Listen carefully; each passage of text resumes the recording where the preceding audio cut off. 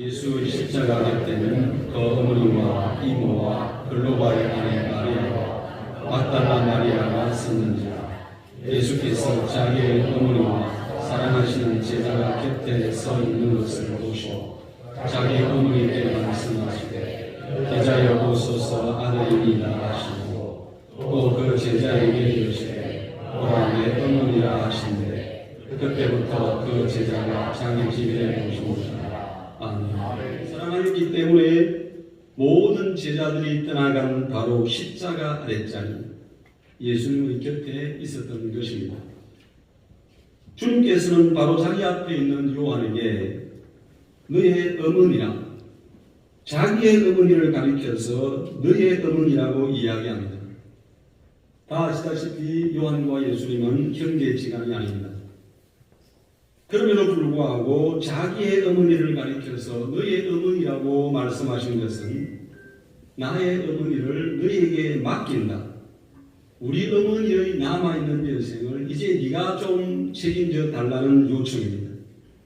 이 말을 알아들은 요한이 27절에 보십시오. 그때부터 그 제자가 자기 집에 모시니라 이렇게 기록되어 있습니다. 이 순간부터 요한이 무엇이 되었는가? 마리아의 아들이 됩니다. 다르게 말하면 마땅히 예수님께서 모셔야 할 어머니를 자기가 대신 모신 것입니다. 더 다르게 이야기하면 마리아를 돌보는 도구가 되었습니다. 즉각 순종한 것도 중요하지만 이 일을 언제까지 했는가는 더욱 중요합니다. 예수님이 돌아가실 때의 나이가 33살입니다. 요한은 청년이었으니까 22살 아니면 4살 이렇게 되었을 것입니다. 그런데 여러분, 이스라엘에서는 일반적으로 당시에 처녀들이 13살, 14살이 되면 결혼을 하고 15살이 되면 아이를 낳습니다. 마리아도 보통의 이스라엘 여인이었습니다. 그러면 15살쯤에 아기를 낳았다고 가정을 해봅시다. 예수님이 돌아가실 때 마리아의 나이는 15세다가 33을 더하면 불과 48의 나이입니다. 48살에 예수님이 돌아가시면서 내 어머니를 부탁한다 라고 말씀하고 돌아가셨는데 어머니가 몇 살 때까지 살았는가? 1세기 인문에 보면 마리아는 90살까지 사는 걸로 나와 있는 부분들이 있습니다. 48살에 맡아서 90살이 되기까지 무려 42년입니다. 요한은 몇 살인가? 25살이라고 한다면 41을 따면 67이 됩니다. 여러분 한번 생각해 보십시오. 사람이 선배하고 후배하고는 좀 이렇게 친해질 수 있습니다. 동창들끼리는 더 친하죠. 얼마나 친합니까? 그런데 여기에 문제가 발생합니다.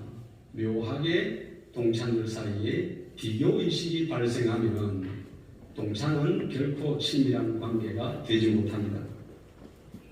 쟤는 학교 다닐 때 나보다 못했는데 여자들 같으면 남편 잘 만나서 팔자 폈네 이렇게 이야기할 수 있고요.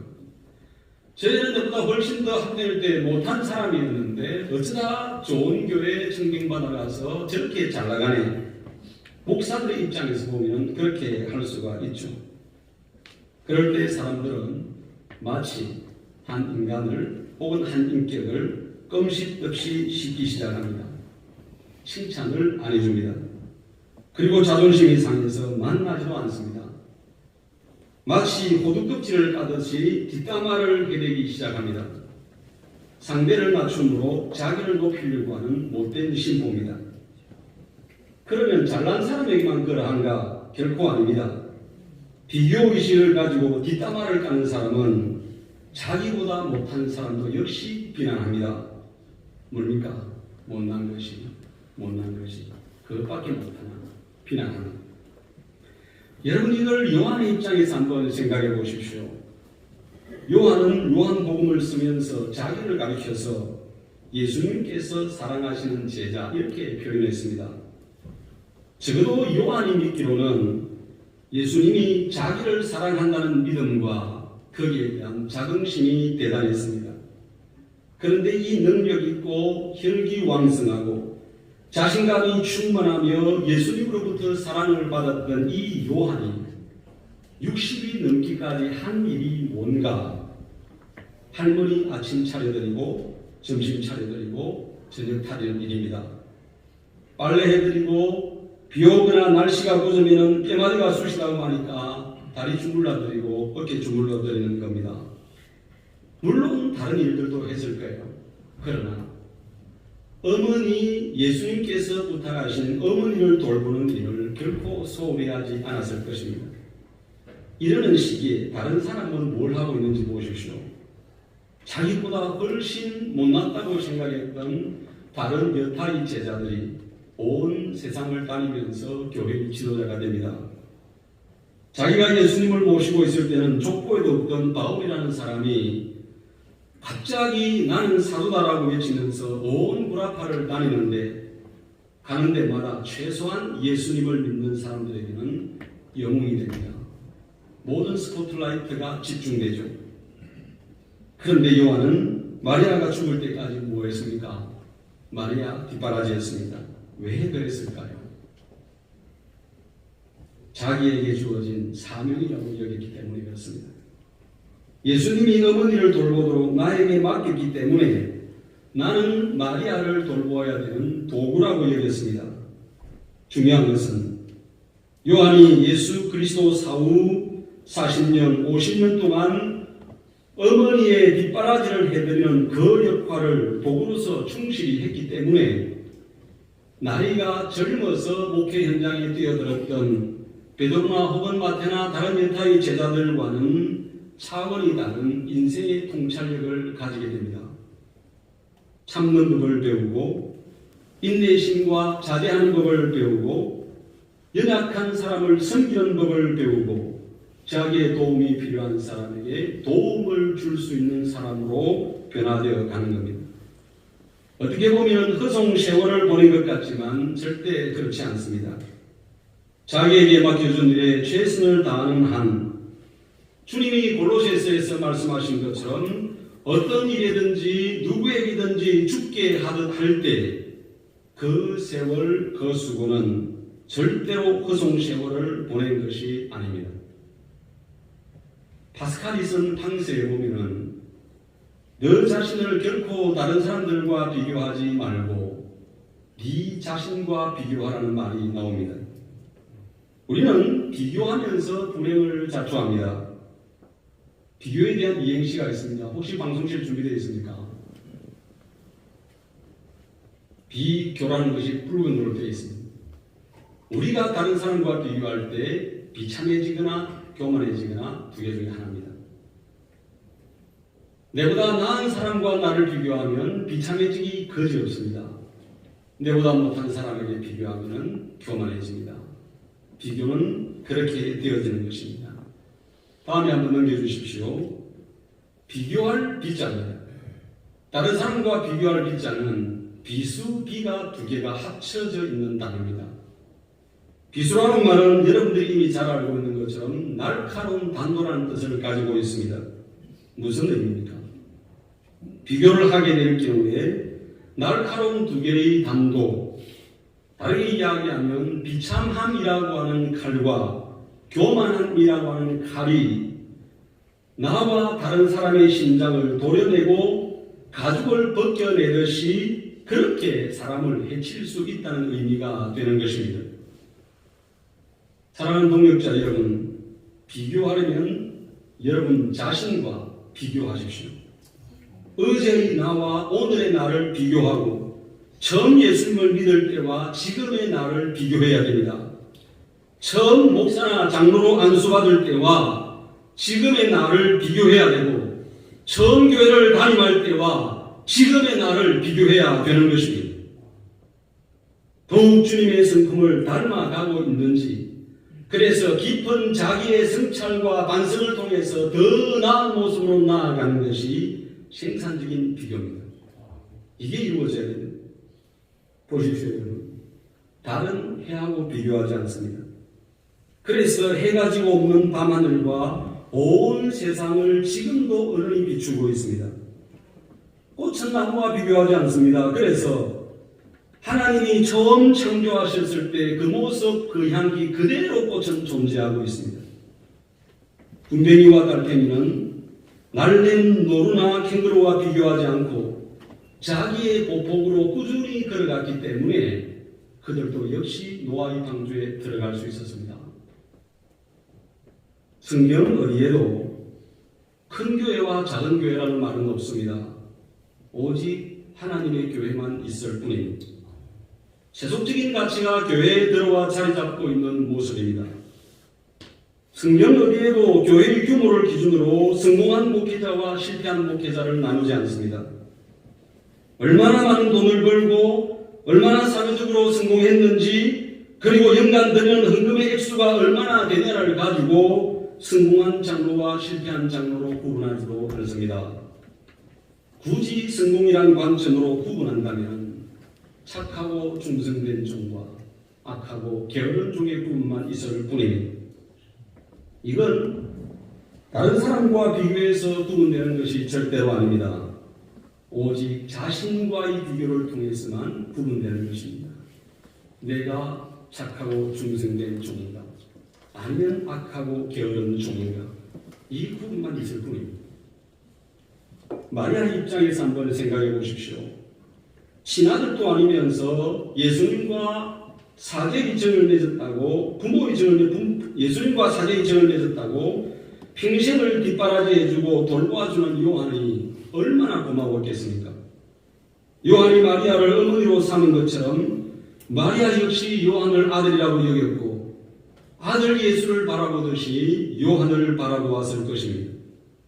그렇다면 아들에 대한 어머니의 사랑에 다함이 있던가요? 우리 다 부모로 살고 있지 않습니까?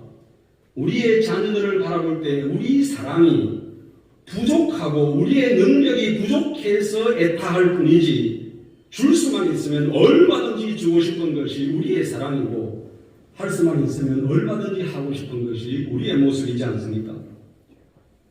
마치 마르지 않는 샘물 같아서 버려도 그 사랑에는 다함이 없습니다. 그렇다면 이 사랑을 누가 받았습니까? 요한이 받았습니다. 아들 예수에게 주지 못한 사랑을 어머니는 요한에게 주었고 따라서 요한은 사랑을 주기도 하고 받기도 하고 여러분 이게 건강한 인간관계의 모습이지 않습니까? 보십시오. 그렇게 세월을 보내었더니 그 할머니가 돌아가신 다음에 주님께서는 바로 이 요한으로 하여금 요한복음을 쓰게 하십니다. 요한 1, 2, 3서를 쓰게 하시고 요한계시록을 쓰게 하셨습니다. 그렇게 섬기는 과정에서 요한의 성품이 얼마나 아름답게 다듬어지는지를 보십시오. 누가복음 9장에 보면은 사마리아에 갔을 때에 이 사마리아 사람들이 예수님을 받아들이지 않았을 때에 야고보와 요한 두 형제가 주님 하늘에서 불이 내려와서 저 사람을 불태워버리라고 하면 어떻겠습니까? 라고 이야기할 정도로 이들은 거친 성품이었고 과격한 성품을 가지고 있던 사람들이었습니다. 그래서 주님은 이 두 사람을 가리켜서 우리의 아들이라고 불렀습니다. 그만큼 성격이 불같은 사람이었어요. 그런 사람이 어떻게 달라집니까? 사랑의 사람으로 달라집니다. 자녀들아 우리가 말과 혀로만 사랑하지 말고 행함과 진실함으로 사랑하자. 여러분 이 말은 하나님의 사랑에 대한 말씀이지만 이 말이 나오게 된 것은 그의 깊은 인생의 경험과 성숙에서 나온 고백이 되는 것입니다. 성경을 공부해 본 사람은 다 압니다. 요한복음이 얼마나 신학적으로 깊은 의미를 담고 있는지 또 상대적으로 어린아이라도 얼마든지 읽을 수 있는 책이라는지 보십시오. 여러분 이런 책은 나이가 든 사람이 아니면 못 씁니다. 경륜이 있고 사람에 대한 이해와 존중을 가지지 않으면 절대로 쓸 수 없는 책들입니다. 하나님께서 우리에게 도구가 되라고 했을 때 다른 사람과 상대적으로 비교한다면 늘 우리의 마음은 상할 것입니다. 그러나 하나님께서 내게 시킨 일이기 때문에 십자가를 지고 가는 것처럼 힘들고 고통스럽게 느껴진다 하더라도 내가 그 일에 목숨을 걸고 몰입하게 될 때 하나님께서는 우리를 통해서 작정하신 일을 이루는 것입니다. 여러분, 이것이 우리 인생에서 가장 소중한 거 아니겠습니까? 이게 우리가 도구가 되고 도구로서의 기쁨을 누리는 길이 아니겠습니까? 주님의 이 말씀을 통해서, 그리고 주님의 말씀에 순종하는 요한과 어머니 마리아의 순종을 통해서 새롭게 만들어진 가족이 있습니다. 그게 바로 교회입니다. 그게 바로 교회입니다.